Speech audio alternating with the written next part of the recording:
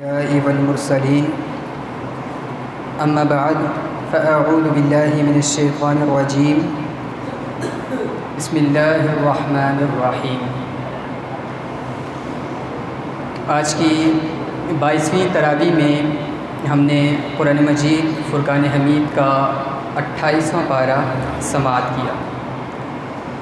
اس پارے کی آیت نمبر 9 میں اللہ تبارک و تعالیٰ نے آداب مجلس بیان کیے ہیں اور ساتھ اہل علم کی فضیلت کو بھی بیان فرمایا ہے۔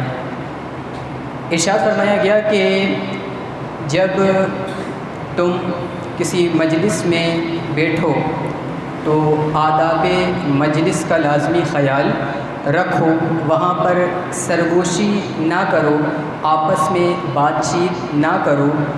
نبی پاک صلی اللہ علیہ وآلہ وسلم نے اس آیت مبارکہ کی تفسیر کرتے ہوئے ارشاد فرمایا، ہمیں سمجھایا کہ جب کسی مجلس میں بیٹھک میں 3 آدمی موجود ہوں، بیٹھے ہوئے ہوں، تو ایک کو چھوڑ کر 2 آدمی آپس میں سرگوشی نہ کریں، بات چیت نہ کریں۔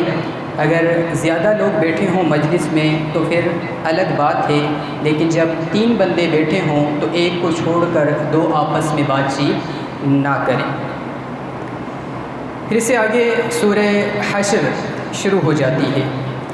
حشر کا معنی ہے اکٹھا کرنا، جمع کرنا، کیونکہ قبیلہ بنو نذیر کے اکٹھا کرنے کا واقعہ یہاں بیان کیا گیا ہے کہ انہیں اکٹھا کر کے مدینہ منورہ سے نکال دیا گیا تھا، پھر خیبر اور شام کی طرف انہیں جلا وطن کر دیا گیا تھا، اور اس بات کا اس سورہ مبارکہ میں ذکر فرمایا گیا، تو اسی وجہ سے اس سورت کا نام سورہ حشر رکھ دیا گیا۔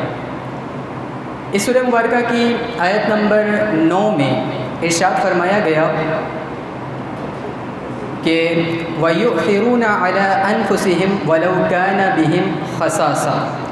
فرمایا میرے محبوب کے غلاموں کی شان یہ ہے کہ جب انہیں شدید حاجت بھی ہو تو پھر بھی وہ اپنی ذات پر دوسروں کو ترجیح دیتے ہیں۔ بڑی مشہور و معروف حدیث پاک ہے حضرت طلحہ انصاری رضی اللہ تعالیٰ عنہ کے بارے میں۔ حضور نبی پاک صلی اللہ علیہ وآلہ وسلم کی بارگاہ اقدس میں ایک مہمان حاضر خدمت ہوا، تو حضور جان عالم صلی اللہ علیہ وآلہ وسلم نے ازواج مطہرات سے معلومات حاصل کی کہ گھر میں کچھ کھانے کے لیے ہے، تو انہوں نے فرمایا کہ گھر میں اس وقت کھانے کے لیے ظاہراً کچھ بھی موجود نہیں ہے۔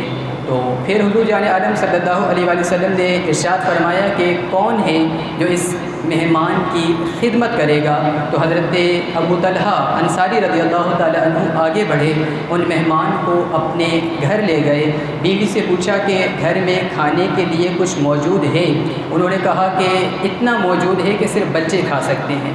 تو انہوں نے کہا کہ بچوں کو کسی طرح اصلاح کے سلا دو اور مہمان کے سامنے کھانا حاضر کر دو اور رکھ دو، اور جب تم مہمان کے سامنے کھانے کو رکھو تو پھر چراغ کو کسی طرح ٹھیک کرنے کے بہانے اسے بجھا دینا۔ تو کہتے ہیں کہ انہوں نے اسی طرح کیا، کھانا سامنے رکھا اور چراغ کو ٹھیک کرنے کے بہانے اس چراغ کو بجھا دیا۔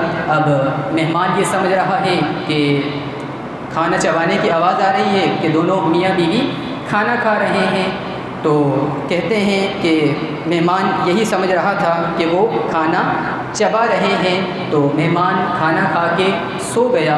تو پھر جب حضرت ابو طلحہ انصاری صبح نبی پاک صلی اللہ علیہ وآلہ وسلم کی بارگاہ اقدس میں مسجد نبوی میں حاضر ہوئے، تو اس وقت آپ صلی اللہ علیہ وآلہ وسلم نے یہ آیت مبارکہ پڑھ کر سنائی، وَيُؤْثِرُونَ عَلَىٰ أَنفُسِهِمْ وَلَوْ كَانَ بِهِمْ خصاصہ یعنی محبوب کے غلام تو وہ ہیں کہ جب انہیں شدید حاجت بھی ہو تو پھر بھی وہ اپنی جانوں پر اپنی ذات پر دوسروں کو ترجیح دیتے ہیں، اور کہتے ہیں حضور آگے فرماتے ہیں کہ اے ابو طلحہ، رات والا عمل تیرا جو ہے وہ تیرے رب کو بڑا پسند آیا ہے، اور محمد مصطفیٰ صلی اللہ علیہ وآلہ وسلم نے بھی اس رات والے عمل کو تیرے بڑا پسند فرمایا ہے۔ تو یہ بڑی خاص بات ہے کہ مہمان دوسروں کے ہوں اور کوئی اور ہی اس کی خدمت کر رہا ہو۔ حضور کے مہمان تھے، حضرت ابو طلحہ کے نہیں تھے، تو ان کے لیے بھی بڑی سعادت کی بات تھی، تو اس طرح خدمت کرنی چاہیے۔ پھر اس سے آگے آیت نمبر 10 جو ہے سورہ حشر کی، اس میں ایصال ثواب کا بیان کیا گیا ہے۔ ایصال ثواب جو ہم کرتے ہیں اس کی اصل یہاں بیان فرمائی ہے۔ ارشاد فرمایا والذین جاءوا من بعدهم یقولون ربنا اغفر لنا ولاخواننا الذین سبقونا بالایمان۔ تو اس آیت مبارکہ کا ترجمہ آپ حضرات نے بڑے غور سے سماعت کرنا ہے۔ فرمایا جو کہتے ہیں کہ اس مال میں ان کا بھی حق ہے جو ایمان والوں کے بعد آئے، کچھ ایمان والے رخصت ہو گئے اور ان کے بعد آئے، تو کیا کہتے ہیں؟ کہتے ہیں ربنا اغفر لنا، اے اللہ ہمیں بھی بخش دے، ولاخواننا الذین سبقونا بالایمان، اور ہمارے ان بھائیوں کو بھی بخش دے جو ہم سے پہلے ایمان لائے، یعنی جو دنیا سے چلے گئے، اے اللہ ان کی بھی تو بخشش و مغفرت فرما۔ تو اس آیت مبارکہ سے ہمیں معلوم ہوا کہ پچھلے جو ہوتے ہیں وہ اگلوں کی بخشش وغیرہ کی دعا کرتے ہیں، یعنی اب ہم موجود ہیں، ہم سے پہلے جو گزر چکے ہیں، تو ہمیں چاہیے کہ جو اب ہم میں نہیں رہے ان کے لیے بخشش و مغفرت کی دعا کریں۔ لیکن اب لوگ فوراً سے فٹافٹ یہ کہہ دیتے ہیں کہ بھائی ایصال ثواب کا کیا مطلب ہے؟ یہ لوگ کہتے ہوئے دکھائی دیتے ہیں کہ جانے والا جو ہے وہ تو اپنے عمل کر کے چلا گیا، اگر اس نے اچھے عمل کیے ہیں تو اچھے عمل کا وہ اجر پائے گا۔ تو ان کے لیے عرض ہے کہ بھائی قرآن مجید نے ایمان والوں کی یہاں شان بیان فرمائی ہے کہ ایمان والے جو ہیں تو وہ جو گزر جاتے ہیں ان کے لیے بخشش و مغفرت کی دعا کرتے ہیں۔ جب ہم تعزیت میں کسی کے ہاں جاتے ہیں تو حضرات کیا فرماتے ہیں کہ بھائی ان کے لیے دعا کریں، لیکن وہاں بھی کچھ لوگ ایسے ہوتے ہیں کہ جن کے پیٹ میں درد ہوتا ہے، وہ کہتے ہوئے دکھائی دیتے ہیں کہ بھائی ہم دعا کیوں کریں، یہ کہہ رہے ہوتے ہیں۔ تو یہ بڑی عجیب بات ہے۔ ایک بزرگ اپنا قصہ سناتے ہیں، کہتے ہیں کہ میرا ایک دوست تھا، میرا کلاس فیلو، وہ بڑا پڑھنے میں اچھا تھا، سمجھدار تھا، ذہین تھا، اسے منطق پڑھنے کا بڑا شوق تھا، منطق کا ماہر بھی تھا، منطق اسے بڑی یاد تھی، اور منطق کو روزمرہ کی جو زندگی ہے، روزمرہ کے معمول میں استعمال کرنا وہ جانتا تھا، اپلائی کرتا تھا۔ تو کہتے ہیں کہ اس کا خاندان جو تھا وہ بھی بڑا تھا، یعنی بڑے خاندان سے تعلق رکھتا تھا۔ تو کہتے ہیں کہ ایک دن اس نے مجھے واقعہ سنایا کہ ہمارے گاؤں میں کسی شخص کا انتقال ہو گیا، تو اس کا جنازہ تھا، کسی صاحب نے اس کا جنازہ پڑھایا۔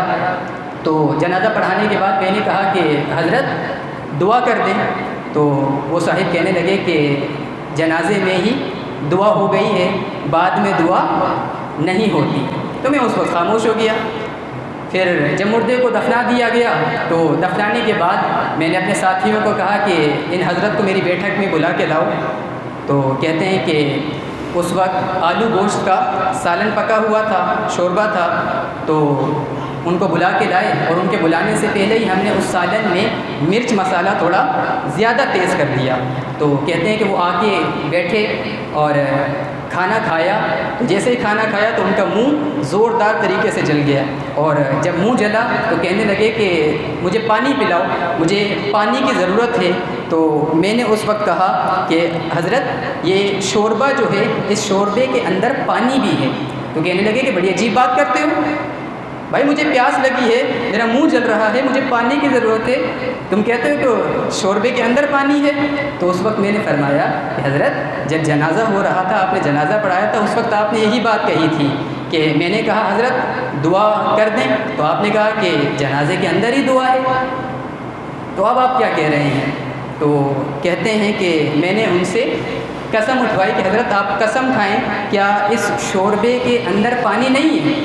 تو انہوں نے کہا کہ ہاں تم کہہ تو ٹھیک رہے ہو کہ یہ شوربہ جو ہے یہ بنتا تو پانی سے ہے۔ تو میں نے کہا کہ ان لوگوں کو بھی دیکھ لیں، یہ جو روٹی کھا رہے ہیں، کھانا کھا رہے ہیں، کھانا کھانے کے بعد پانی پی رہے ہیں، تو کیا یہ پاگل ہیں؟ آپ بھی پانی کی طلب کر رہے ہیں، حالانکہ پانی جو ہے وہ تو شوربے کے اندر ہی ہے۔ تو کہتے ہیں کہ پھر انہوں نے میری بات آخرکار مان ہی لی۔ تو جس طرح سے وہ عقلی طور پر کہتے ہیں، اگر انہیں عقلی طور پر ہی جواب دینے کی کوشش کی جائے تو پھر وہ مان جائیں گے۔ تو یہ تو تھی عقلی دلیل ایصال ثواب کے حوالے سے۔ ایک نقلی دلیل حضور جان عالم صلی اللہ علیہ وسلم کا ارشاد مبارک بھی ہے۔ آپ نے فرمایا کہ جو دعا تم فرض نماز کے بعد مانگتے ہو وہ رب ضرور قبول فرماتا ہے۔ اللہ اپنے فضل سے دعا ضرور قبول فرماتا ہے۔ ہم نماز میں بھی دعا مانگ رہے ہوتے ہیں کہ اللہم رب اجعلنی مقیم الصلاۃ ومن ذریتی، وہاں بھی دعا ہو جاتی ہے۔ نماز کے بعد بھی ہم الگ سے دعا کر رہے ہوتے ہیں، دعا تو وہاں بھی ہو گئی۔ تو یہاں یہی حضور کا فرمان ہے کہ جو دعا تم فرض نماز کے بعد مانگتے ہو وہ رب تمہاری دعا ضرور قبول فرماتا ہے۔ تو اللہ اپنے فضل سے ہماری دعاؤں کو قبول فرماتا ہے۔ اور ابو داؤد کی حدیث شریف بھی ہے کہ حضور صلی اللہ علیہ وسلم نے ارشاد فرمایا کہ تم اخلاص کے ساتھ جب کوئی فوت دے دعا مانگا کرو۔